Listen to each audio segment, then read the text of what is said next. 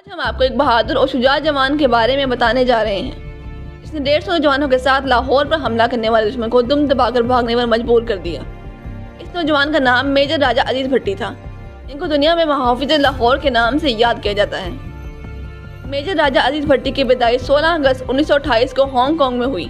ان کی والد کا نام راجہ عبداللہ بھٹی تھا جو روزگار کے سلسلے میں ہانگ کانگ میں رہائش پذیر تھے۔ عزیز بھٹی کا بچپن اپنے بہن بھائیوں کے ساتھ ہانگ کانگ میں گزرا اور وہاں سے ابتدائی تعلیم حاصل کی۔ جب دوسری جنگ عظیم شروع ہوئی تو ہانگ کانگ بھی اس کی زد میں آ گیا۔ حالات کے پیش نظر ان کے خاندان والوں نے ہانگ کانگ سے پاکستان واپس آنے کا فیصلہ کیا اور وہ اپنے آبائی اجداد کے گاؤں لاڈیاں جو ضلع گجرات میں واقع ہے واپس آ گئے۔ وہاں انہوں نے شادی کی اور آل انڈیا فوج میں شمولیت اختیار کی۔ سال 1955 میں جب راجہ عزیز بھٹی کیپٹن بنے تو انہیں مزید تربیت کے لیے کوئٹہ بھیجا گیا جہاں انہوں نے امتحان میں پہلی پوزیشن حاصل کی۔ اس کامیابی کے بعد انہیں مزید کورسز کے لیے کینیڈا بھیجا گیا اور ان کی رینک میں بھی ترقی کی گئی۔ پاسنگ آؤٹ پریڈ کے دن انہیں شہید ملت لیاقت علی خان نے گولڈ میڈل سے نوازا۔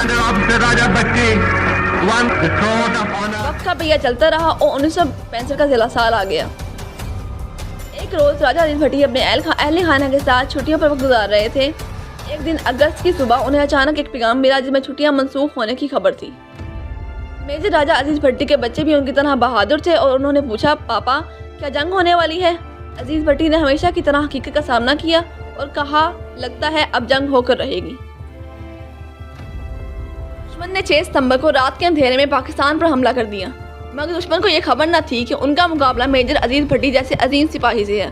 وقفہ کے دن اپنی مٹھی بھر جوانوں کے ساتھ میجر عزیز بھٹی برقی کے محاذ پر تیار تھے۔ ان کے 2 پلٹون BRB نہر کے کنارے مقیم تھے اور جب دشمن کا حملہ شروع ہوا تو میجر عزیز بھٹی نے اپنے نوجوانوں کو رہبری کی۔ ان کا حوصلہ نہیں ٹوٹا اور انہوں نے مضبوط اور حیران کن استحکام سے دشمن کے حملے کا سامنا کیا۔ 1965 کی جنگ کے دوران راجہ عزیز بھٹی نے بہت بزرگی اور جرأت سے اپنے وطن کی حفاظت کی۔ انہوں نے لاہور میں دشمن کو چھکے چھڑا دیے اور بہت سے دشمن سپاہیوں کو بھاگنے پر مجبور کیا۔ ان کے دلچسپ اور دبنگ انوکھے حملوں سے صرف 11 پاکستان جوان شہید ہوئے جبکہ دشمن کے ہزاروں فوجی جہنم واصل ہو گئے۔ ناظرین، جنگ کو شروع ہوئے گھنٹوں سے زیادہ کا وقت گزر چکا تھا اور میجر راجہ عزیز بھٹی مسلسل جاگ رہے تھے۔ ان کی آنکھیں سوج چکی تھی لیکن وطن کی محبت میں بالکل چوکس تھے۔ میجر عزیز بھٹی نے نیند اور بھوک کی پرواہ کیے بغیر دشمن کے خلاف بے باک مقابلہ جاری رکھا۔ ایک جوان شجاعت سے ان کے پاس آیا اور کہا، میں ان پر نظر رکھتا ہوں، آپ کھانا تناول فرما لیں۔ میجر عزیز بھٹی نے جواب دیا، دشمن کا سامنا ہو رہا ہے، ہم پیچھے نہیں ہٹ سکتے۔ حوالدار اکرم نے کہا، سر میں بھی ایک اچھا سپاہی ہوں اور میں نشانہ بتا کر فائرنگ کرا سکتا ہوں۔ میجر عزیز بھٹی نے ابھی چند لقمے ہی کھائے تھے کہ حوالدار کی بتائی ہوئی رینج پر کیے گئے حملے مس ہو گئے۔ میجر عزیز بھٹی نے فوری طور پر دوربین پکڑی اور ٹھیک جگہ پر نشانے لگوائے۔ دشمن کچھ ہی دیر میں بھاگ کھڑا ہوا۔ میجر عزیز بھٹی نے صرف 150 نوجوانوں کے ساتھ دشمن کے دانت کھٹے کر دیے تھے۔ پاکستان کے صرف 11 نوجوان شہید ہوئے تھے جبکہ دشمن کے ہزاروں فوجی جہنم میں چلے گئے تھے۔ 12 ستمبر کی صبح سورج کی روشنی سے پہلے راجہ عزیز بھٹی نے نماز قائم کی۔ یہ ان کی زندگی کی آخری صبح تھی۔ صوبیدار غلام محمد کے ساتھ چائے کا لطف اٹھاتے ہوئے میجر عزیز بھٹی نے اپنے ہاتھ صوبیدار کی طرف بڑھایا اور پوچھا، کیا میری قسمت میں شہادت ہے؟ صوبیدار جو ہاتھ شراس بھی تھا نے جواب دیا، جناب شہادت تو آپ کی قسمت میں ہے لیکن اس رتبے کا وقت معلوم نہیں کہ کب ملے گا۔ میجر عزیز بھٹی نے کہا، میں بتاتا ہوں، یہ وقت بہت قریب ہے۔ اس دوران دشمن نے ایک اور حملہ کیا لیکن میجر عزیز بھٹی نے اپنی جان کی پرواہ کیے بغیر دشمن کو طاق پر حملہ کیا اور بے شمار ٹینک کو راکھ کے ڈھیر بنا دیا۔ ابھی بھی سامنے سے گولیوں کی بارش جاری تھی اور گولیاں دائیں سے بائیں گزر رہی تھیں اور صوبیدار اکرم نے کہا، جناب آپ فائرنگ کی رینج میں ہیں، نیچے مورچے میں آ جائیے۔ میجر عزیز صاحب نے جواب دیا، اگر اس وطن پر قربان ہونا ہو تو اس سے بڑھ کر کیا ہو سکتا ہے۔ میجر عزیز بھٹی کے دل میں اپنے وطن کے لیے بے انتہا محبت تھی۔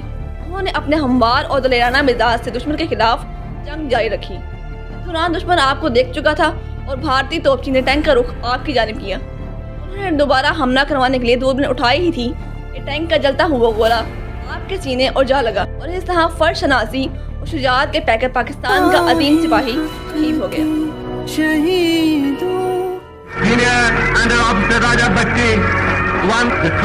راجہ عزیز بھٹی اس شہادت کے مقام پر فائز ہو چکے تھے جس کی خواہش وہ ہمیشہ سے اپنے دل میں رکھتے تھے۔ حکومت نے جرأت اور بہادری کے سلسلے میں آپ کو سب سے بڑے فوجی اعزاز نشانہ حیدر سے نوازا۔ آج بھی میجر عزیز بھٹی کا نام ہمارے دلوں میں زندہ ہے اور اس کی یاد ہمیشہ تازہ رہے گی۔